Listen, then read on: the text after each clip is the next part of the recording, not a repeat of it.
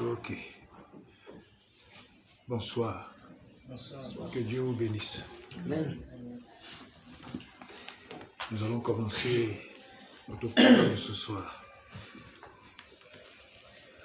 Juste avant de commencer, comme d'habitude, nous allons d'abord suivre une petite exhortation. Après, nous allons continuer dans notre enseignement. Alléluia. Amen. Père, nous te rendons grâce pour ces moments. Nous te donnons toute la gloire. Nous faisons de toi le chef au début, pendant, jusqu'à la fin. Tu as l'autorité suprême de ces moments. Saint-Esprit de Dieu, Saint-Esprit de gloire, Esprit de Dieu vivant. Embrase chacun de nous afin que ces moments soient édifiants. Que toute la gloire te revienne, Seigneur. Dans le nom puissant de Jésus-Christ, nous avons prié et rendu grâce. Amen. Amen. Ok. Est-ce que quelqu'un m'a dit Jude 1, verset 4? Jude 1. Jude 1. C'est vers la fin là. Jude 1, verset 4. Jude 1, Jude 1, verset 4. verset Oui. 4. Oui. Car il s'est glissé parmi vous certains hommes Car il s'est glissé parmi vous certains hommes dont la condamnation est écrite depuis longtemps, dont la condamnation est écrite depuis longtemps, des impies des impies qui changent la grâce de notre Dieu en dissolution qui changent la grâce de notre Dieu en dissolution et qui réunissent notre seul Maître et Seigneur Jésus-Christ. et qui réunit notre Seigneur, notre Seigneur Jésus-Christ. Ok. Tu peux t'arrêter là, Jude 1, frère François. verset 4. Jude 1, verset 4. Vous savez, j'ai fait un constat. C'est depuis hier que je médite dessus. Vous savez, l'Église est entrée dans une extrême distraction. L'Église est dans une distraction au point où on ne sait plus qui dit vrai, on ne sait plus qui dit faux. L'Église est entrée dans une distraction au point où même les enfants de Dieu sont attachés, je peux dire, à 98% à des choses qui ne leur apportent rien.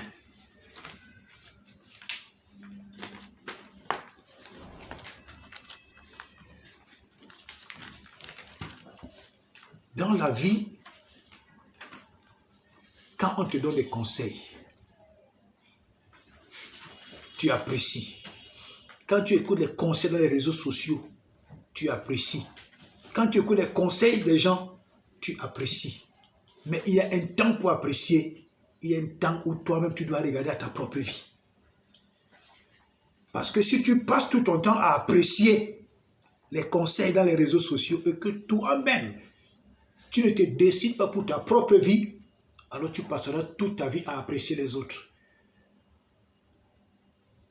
Et c'est un fait psychologique. Plus tu prends l'envie d'apprécier les autres, toi-même tu ne te rends pas compte que tu es quelqu'un de complexé. Tu ne te rends pas compte que toi-même quand tu vas là, c'est juste, tu es passé à une phase où tu es complexé.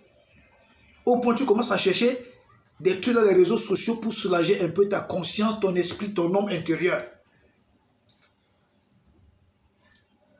Par exemple, quelqu'un fait une publication dans Facebook. La façon dont tu commences la publication, je ne parle pas des publications qui concernent l'évangile. Les publications des personnes, peut-être des influenceuses, des femmes, les coachs là. La façon dont tu donnes, la façon dont tu mets le commentaire détermine ton état psychologique.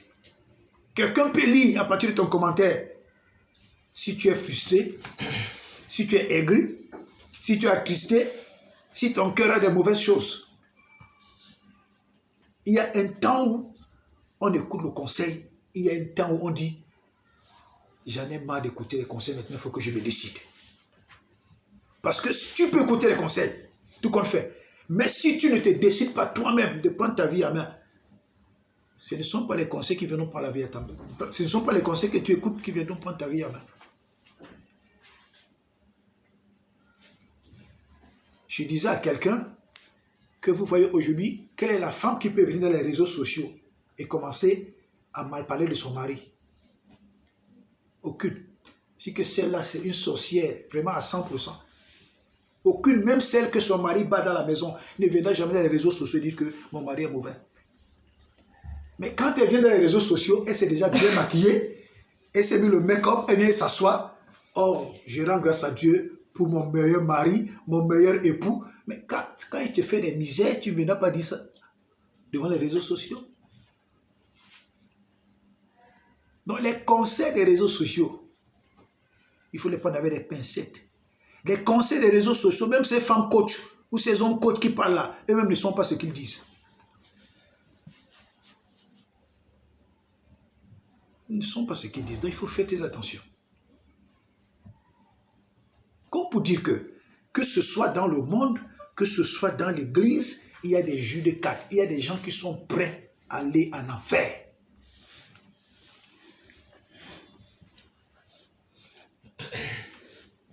Il y a des gens qui sont préparés à partir en enfer. Même comme aujourd'hui, ils portent la Bible. Ils vont dans les églises. Ils vont finir en enfer.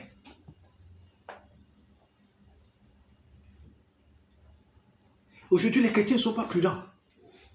Je disais à quelqu'un, ça devait être avant-hier, qu'aujourd'hui, Satan se sent à l'aise dans nos réunions. Satan se sent à l'aise dans les programmes chrétiens. Satan fait culte avec les chrétiens. Satan fait culte avec les enfants de Dieu. Dans nos églises, dans nos séminaires, nos conventions, nos programmes, Satan se sent à l'aise. Pourquoi? Parce que l'évangile a été dilué. L'évangile a été dilué. Moi, je connais des pasteurs, des hommes de Dieu, des docteurs dans la parole, que je n'écoute plus. Parce que je ne donne pas mes oreilles à n'importe qui.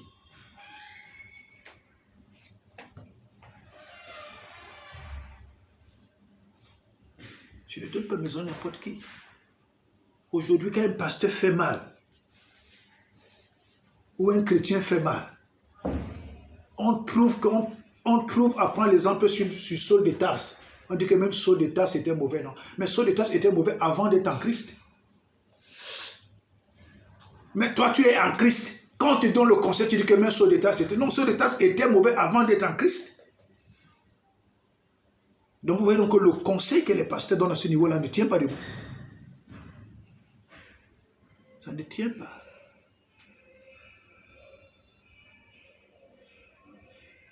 Prenons l'exemple sur Rahab, la prostituée.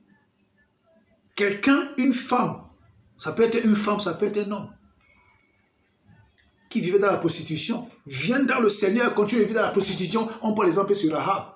L'exemple ne tient pas debout. Après la destruction de Jéricho, ce que Rahab a vu là-bas, elle a été sauvée par les Juifs, Rahab a changé. C'est pourquoi elle a été un canal parmi les ancêtres où Jésus devait naître. Quand tu viens en Christ, tu dois changer. C'est cet évangile-là où, quand on est en Christ, on peut tout faire, on est sûr qu'on sera sauvé. Mais les gens se trompent. Les gens se trompent. C'est pourquoi aujourd'hui même, les églises sont pleines d'incrédules, mais pas de disciples. On dit facilement Alléluia, on dit facilement Amen, on dit facilement vérité, mais on ne fait pas tout pour changer.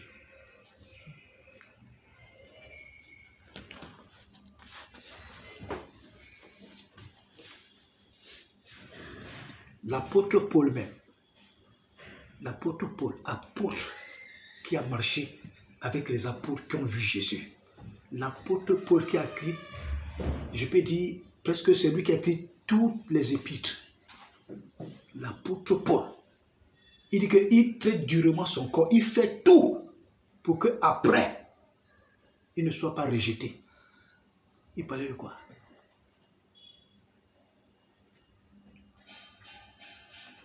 Quand on lit les épîtres, il faut être très méticuleux. Les épîtres sont comme si tu lisais quelque chose, les choses qui se contredisent. Or, ça ne se contredit pas. La Bible n'est pas un roman, un roman d'amour. La Bible n'est pas un roman d'amour.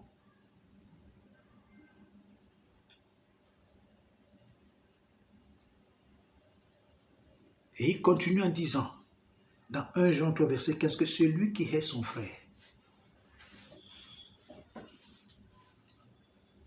n'a pas de vie éternelle en lui. Je vais même paraphraser parce que je ne maîtrise pas tout le verset. 1 Jean 3, verset 15. Celui qui hait son frère, il n'a pas de vie éternelle en lui. Mais à l'endroit de haïr, là, c'est ce qu'on appelle la méditation, à l'endroit de haïr, mettre tout ce qui est mauvais. Ça veut dire que quand tu pratiques toutes ces choses, la vie éternelle que tu crois que tu as reçue, en toi, elle est déjà partie. Mais tu te caresses la conscience que n'importe comment en Christ, je vais te sauver. Non! Ce sont ces choses mauvaises-là qui s'ajoutent, la vie éternelle est déjà partie depuis. Si l'apôtre Paul le dit, quel est l'homme de Dieu, quel est le pasteur, quel est l'enfant de Dieu qui peut dire que lui, il va vivre n'importe comment parce qu'il est sûr qu'il sera sauvé? C'est dans la qualité d'évangile qu'il faut aujourd'hui. Les chrétiens n'ont plus peur de Dieu. Les chrétiens n'ont pas la crainte de Dieu. Des pasteurs veulent se faire de l'argent, ils organisent des séminaires sur des enseignements, une révélation n'est pas une vérité. La vérité, c'est ce que Jésus a dit.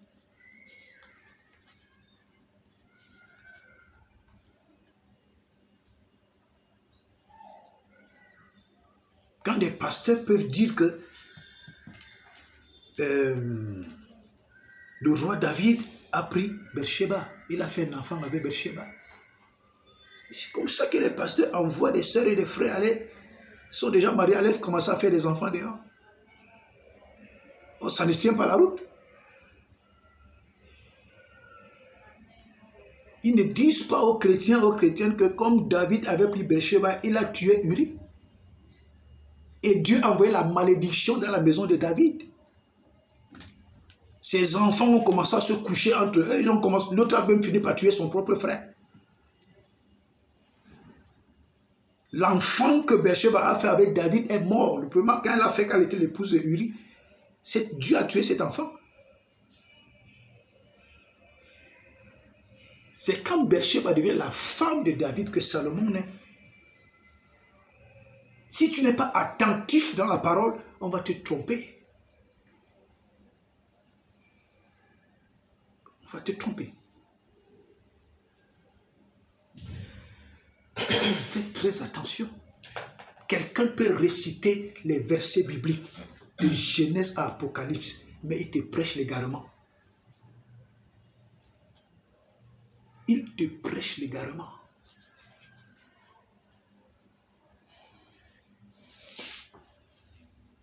Ne donnons pas nos oreilles à n'importe qui. Par exemple, aujourd'hui, c'est par là que je vais conclure.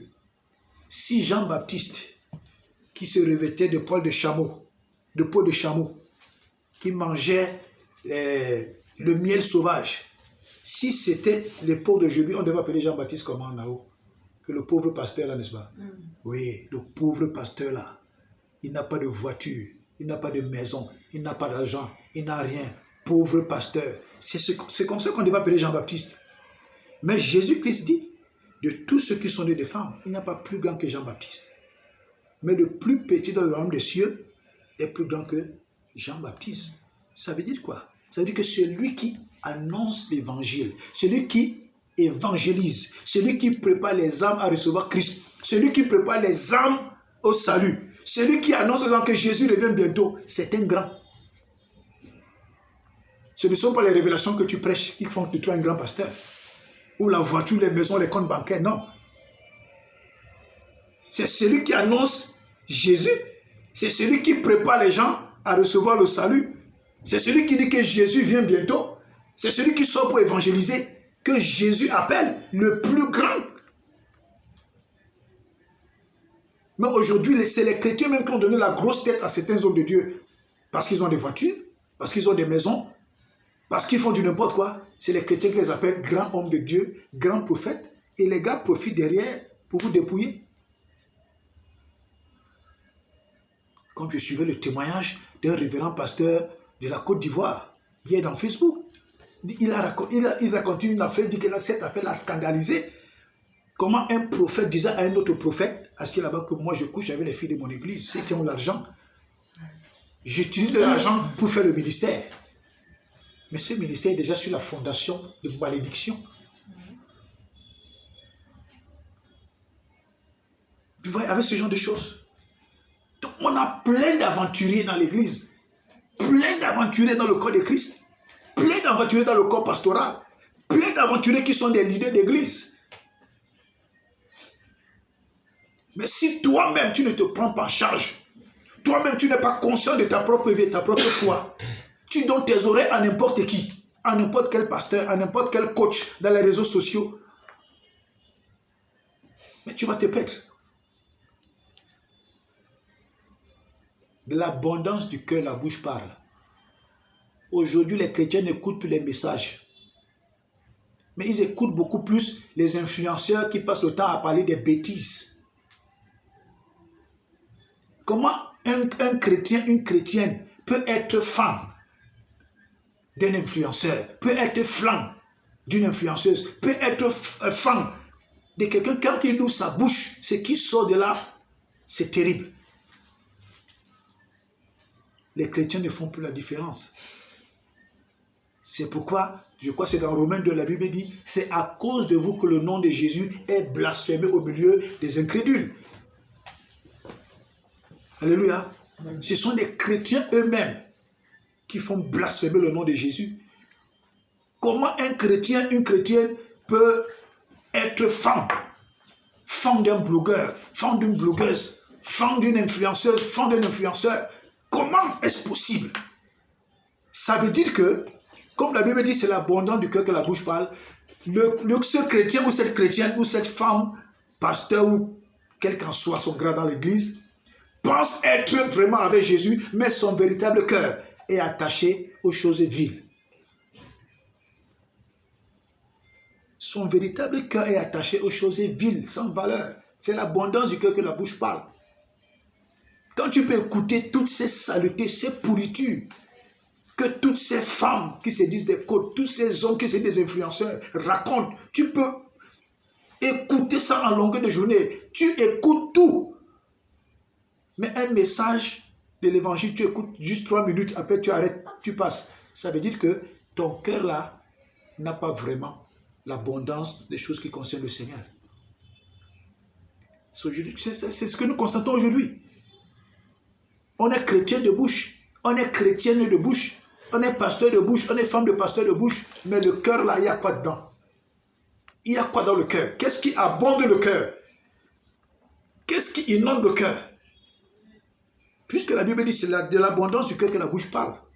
Qu'est-ce qui inonde ton cœur? Ces blogueurs, ces influenceurs, ils s'en fichent de l'évangile. Mais pourquoi nous, enfants de Dieu, nous leur donnons autant d'importance? Nous commentons les vidéos, nous publions massivement les vidéos. Pourquoi? C'est-à-dire que nous contribuons à leurs bêtises, nous contribuons à leurs péchés, nous contribuons à leurs erreurs, nous contribuons à salir la vie des autres, puisque c'est nous qui devons impacter la vie, c'est nous qui devons impacter la société. Si un chrétien publie quelque chose qui concerne un blogueur, une blogueuse, une influenceuse, un influenceur, c'est-à-dire que ce chrétien contribue massivement à la perte des âmes.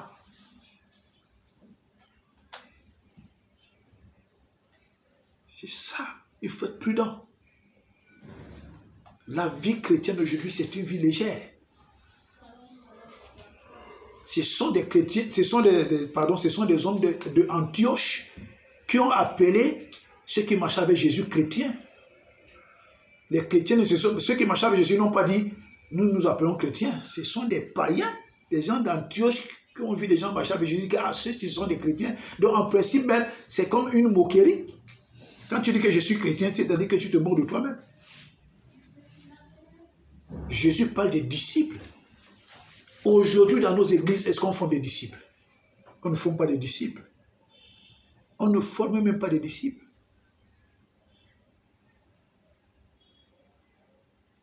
On ne forme pas des disciples. Dans chrétien, c'est un fourre-tout. On trouve des bandits, des délinquants, des tueurs, des prostituées. On trouve tout dans chrétien. Chrétien ne veut pas dire que tu marches avec Jésus.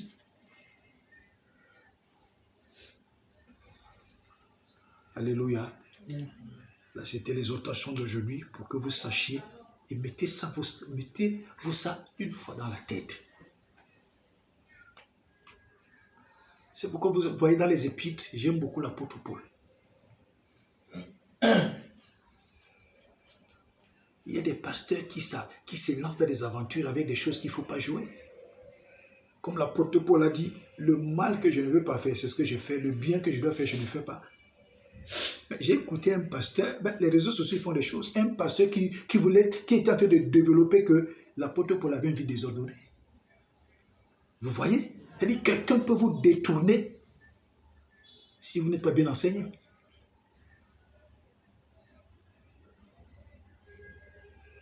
Attention. Jude 4 dit, il y a des gens qui sont déjà préparés pour l'enfer.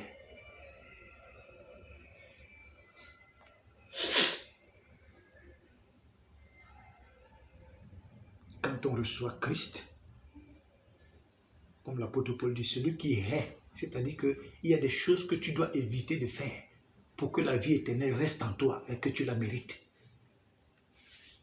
Mais si tu as reçu Christ et que tu n'as pas une vie disciplinée, c'est toi ce qui est sur les femmes des gens.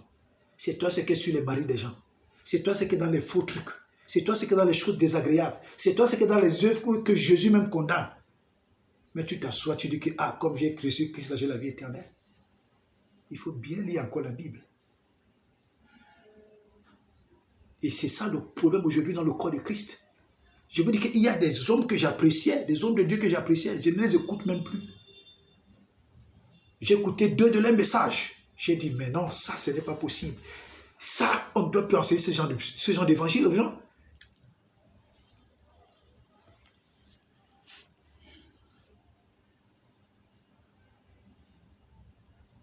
Enfant de Dieu, disciple, tu vas à l'église, le seul évangile qui te rend joyeux, c'est qu'on parle de la prospérité. Quand on parle du péché, on parle de l'abstinence, on parle de ça, tu es aigri, tu es fâché. C'est donc ça aujourd'hui le problème de l'église. On choisit le pasteur qu'on va écouter, on choisit le type d'évangile qu'on va écouter, on choisit. C'est ça l'église aujourd'hui. Et Satan se sent à l'aise.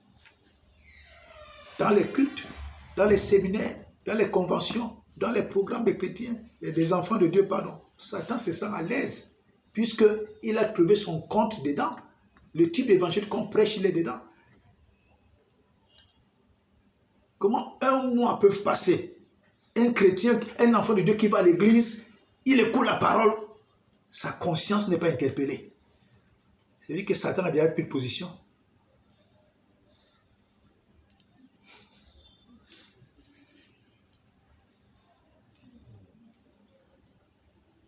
Les chrétiens sont devenus trop... Ils laissent tout passer. Les musulmans, quand tu es musulman, tu te convertis seulement au christianisme. Tu sais ce qui t'attend. Donc ces gars ne plaisantent pas avec n'importe quoi. Tu bois même, tu ouvres ton sac, tu sors une bouteille d'eau pour boire. Tu sais ce qui t'attend.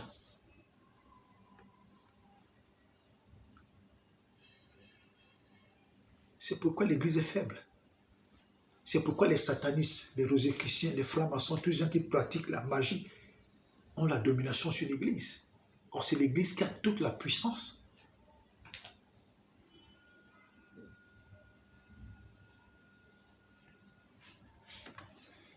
Des pasteurs qui droguent, qui donnent des femmes des somnifères pour coucher avec elles. Des femmes de pasteurs qui couchent avec des frères de l'église alors qu'elle est la femme du pasteur. Des frères et des sœurs qui se mélangent dans tout.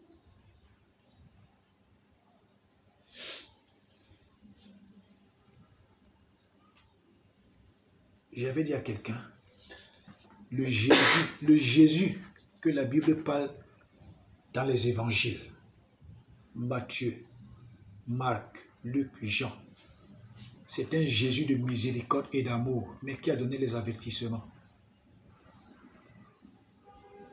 Le Jésus que les apôtres parlent, depuis les âges des apôtres jusqu'à Jude.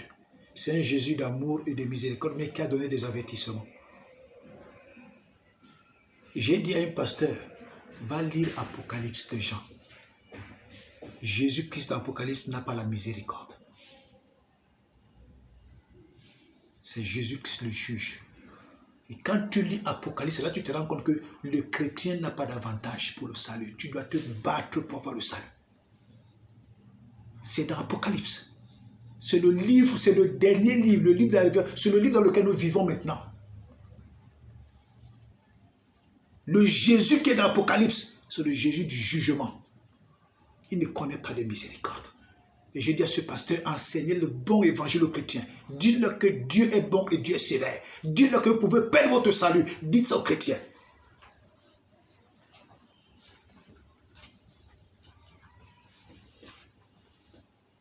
Il y a des hommes de Dieu, bien qu'ayant le doctorat de la parole, mais ils ne savent pas ce qu'il y a dedans. Même les serviteurs de Satan, qui ont des églises, prêchent avec des révélations.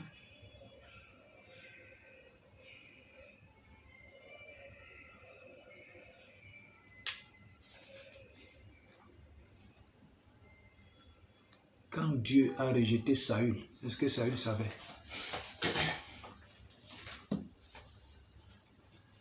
Dieu a dit à Samuel que Saül l'avait rejeté. Tu peux être serviteur de Dieu, tu peux être enfant de Dieu, mais si tu es dans une vie de désordre, fais très attention. Alléluia. Amen. Que Dieu vous bénisse. Amen. Amen.